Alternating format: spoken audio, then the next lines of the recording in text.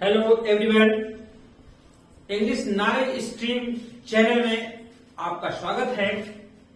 आज की ग्रामर की क्लास में हम आपको आगे बढ़ते हुए वर्ब के बाद एडवर्ब के बारे में बताएंगे। एक चीज हम ये बताना चाहेंगे कि ग्रामर का हर वीडियो आप लोग सीरियसली देखा करिए, क्योंकि इससे जब शब्द का ज्ञान होगा तब आप अच्छे से टेंस पढ़ेंगे, टेंस को कर पाएंगे, ट्रांसलेशन कर पाएंगे, और जब अच्छे से ट्रांसलेशन कर पाएंगे तो आप अच्छे से अंग्रेजी बोल भी सकेंगे।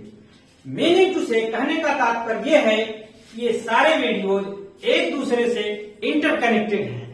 उसी ढंग से यह हम बनाते हैं कि आपको आगे अगले टॉपिक में आपको काम आए, इसलिए आप लोग स्किप ना किया करें और हर वीडियो को जरूर देखा करें। तो चलिए हम शुरू करते हैं। Adverb, what is adverb?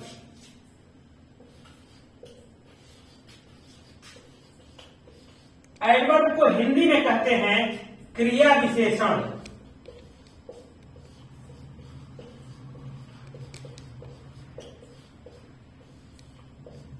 क्रिया विशेषण क्या होता है, इसकी डेफिनेशन हम आपको बताते हैं। एडवर्ब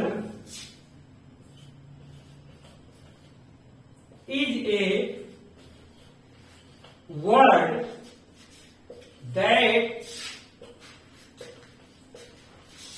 modifies a verb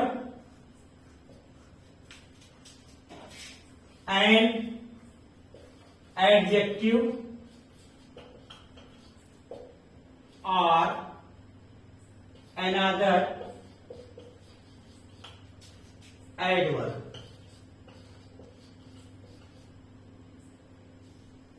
यह तात्पर्य है कि एडवर्ब क्रिया विशेषण एक ऐसा शब्द होता है जो किसी क्रिया अथवा विशेषण अथवा दूसरे क्रिया विशेषण की विशेषता बतलाता है। क्रिया विशेषण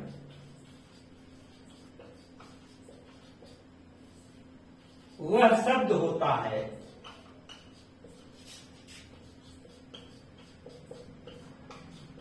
जो किसी क्रिया विशेषण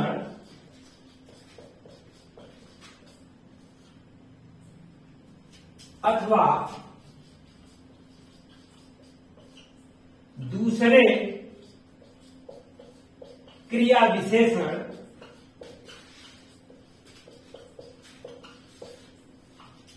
की विशेषता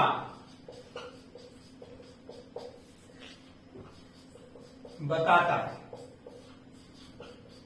ध्यान दीजिए, यह क्रिया विशेषण किसी क्रिया अथवा विशेषण अथवा दूसरे क्रिया विशेषण की विशेषता बतलाता है।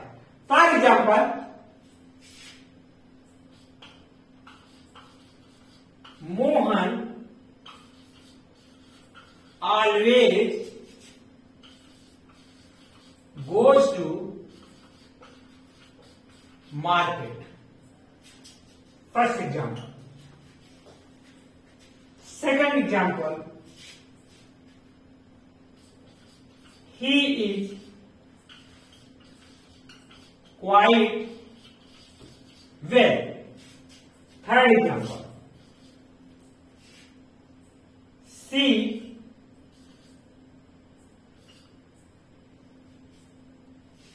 या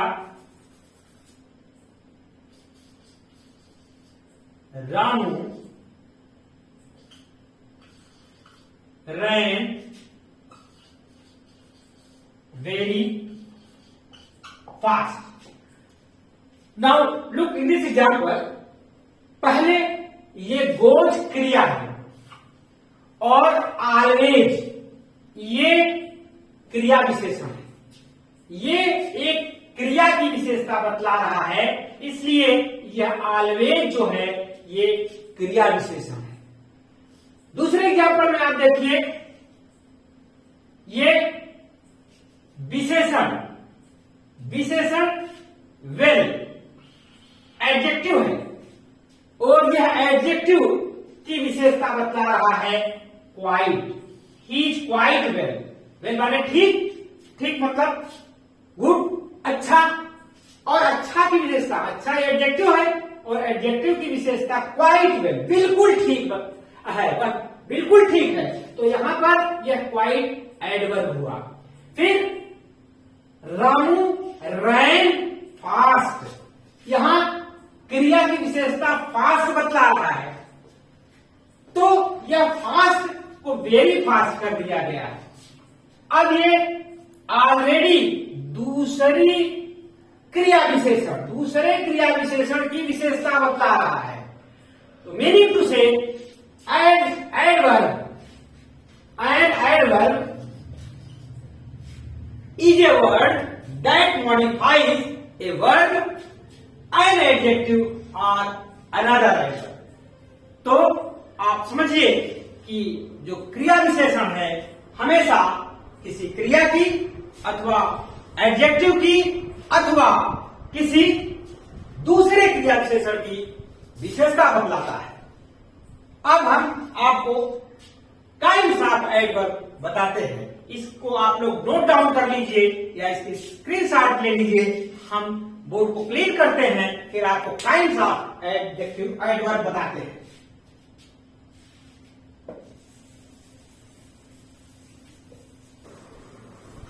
अब हम आपको काइंड्स ऑफ एडवर्ब बताते हैं। काइंड्स ऑफ एडवर्ब,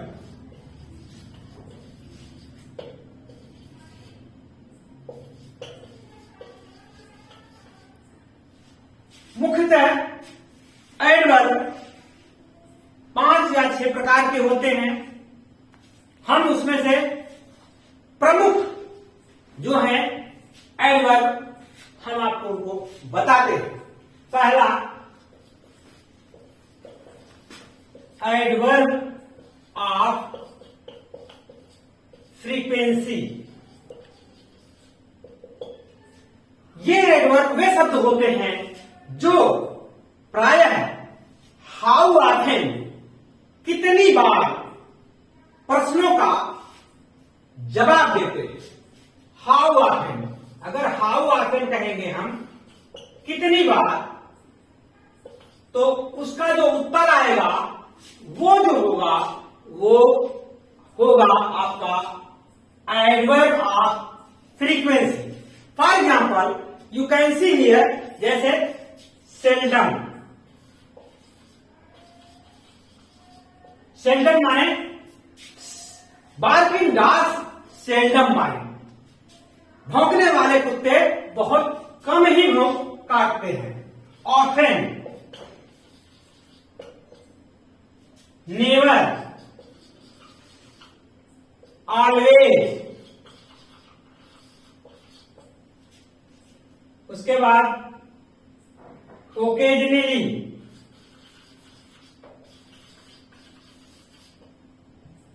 फिर समटाइम्स।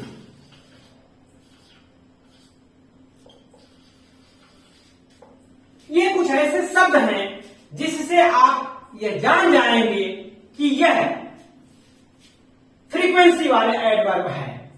Usually, rarely, et cetera. तो ये ऐसे शब्द हैं जो एडवर्ब ऑफ फ्रीक्वेंसी होते हैं और ये शब्द हमेशा हाउ ऑफन कहेंगे। अगर ऐसा प्रश्न करेंगे तो 2 आंसर आएगा, वो हमेशा एडवर्ब ऑफ फ्रीक्वेंसी होगा। दूसरा जो होता है एडवर्ब ऑफ प्लेस। ये एडवर्ब वो शब्द होते हैं जो स्थान की ओर संकेत करते हैं। इनका अगर हम वेयर लगाएंगे तो जो आंसर आएगा वो हमेशा एडवर्ब ऑफ प्लेस होगा। एग्जाम्पल आप देख लीजिए इसका, जैसे हियर, देयर, आउटसाइड, इनसाइड, चारों दिशाएं, ईस्ट, वेस्ट, नॉर्थ, साउथ,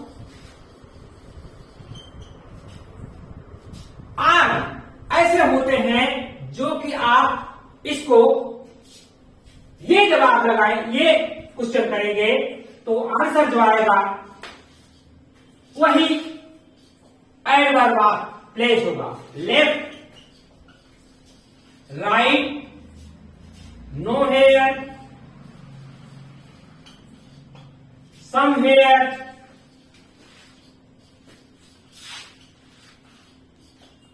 आज सब ये होते हैं जो क्वेश्चन हम वेयर से लगाएंगे, जो आंसर आएगा तो वो हमेशा एडवर्ब ऑफ प्लेस होगा।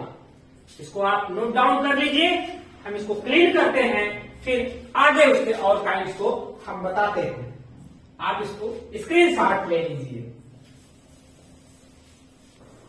अगला जो एडवर्ब होता है वो है तीसरा, एडवर्ब ऑफ टाइम। ये एडवर्ब वे शब्द होते हैं जो समय को बताते हैं, और इसको हम जब व्हेन से क्वेश्चन करेंगे तो जो आंसर आएगा वो हमेशा होगा एडवर्ब ऑफ टाइम। जैसे सून, व्हेन से कब आओगे? सून, जल्दी आएंगे। फिर नाउ, टुडे, टुमारो, यस्टरडे। ये कुछ ऐसे शब्द हैं जो हम जब भी इसको कहेंगे, व्हेन से प्रश्न करेंगे तो यह हमेशा जो आंसर आएगा वो ये क्या होगा? ये होगा आपका एडवर्ब ऑफ टाइम। इसके बाद आप ये भी देख सकते हैं कि कुछ शब्द और भी आ सकते हैं इसमें, रिसेंटली, फॉरएवर,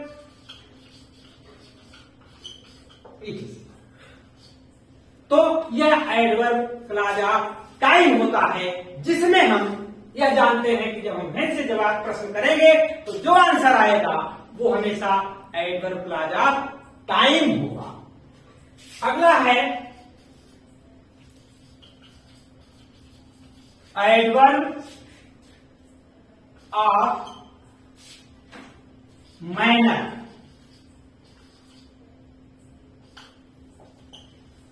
यह वो शब्द होता है जिसको हम जब हाउ से लगाएंगे तो जो आंसर आएगा वो एडवर्ब ऑफ मैनर होगा। हाउ, इसका जो उत्तर आएगा वो एडवर्ब ऑफ मैनर होगा। जैसे for example, clearly,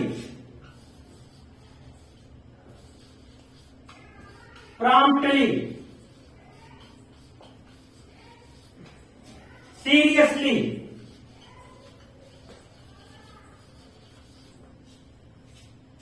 make it clear, इसको क्लियर करिए, क्विकली, ढेर सारे शब्द हैं। इनका यूज आप अच्छे से अपने से कर सकते हैं, जिससे हाउ लगाएंगे तो जो आंसर आएगा वो हमेशा एडवर्ब ऑफ मैनर होगा। ग्रेजुअली, रैपिडली,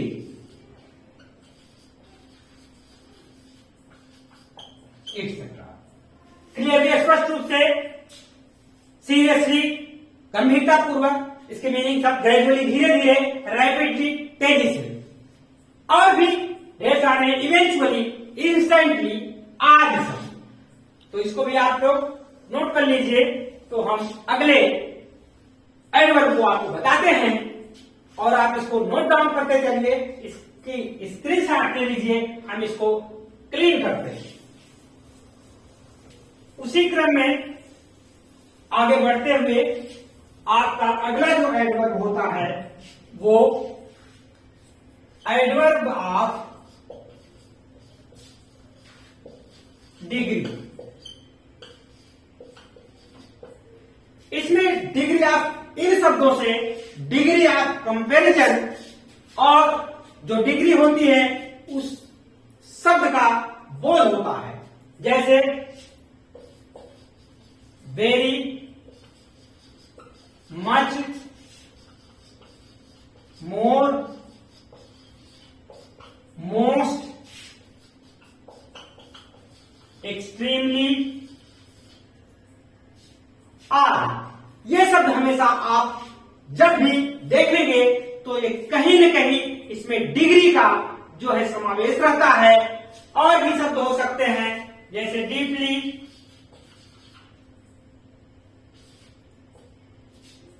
और ढेर सारे शब्द इस तरह से हो सकते हैं, totally, hardly,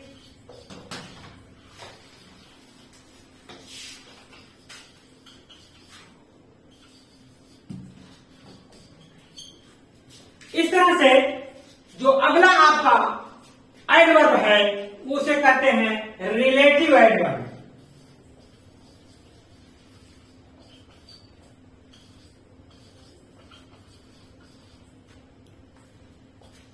relative adverb where,